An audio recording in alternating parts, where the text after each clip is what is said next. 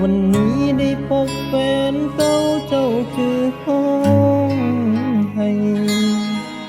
เขียนให้ไผเจ็บซ้ำเรื่องใดบอกอายได้บอ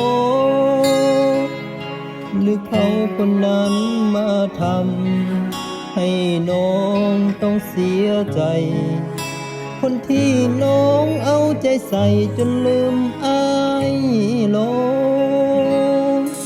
บอกมาติอายพร้อมรับฟังเรื่องราวทุกอย่าง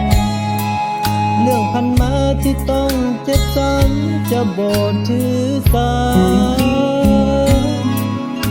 ยังพร้อมที่จะมอบใจ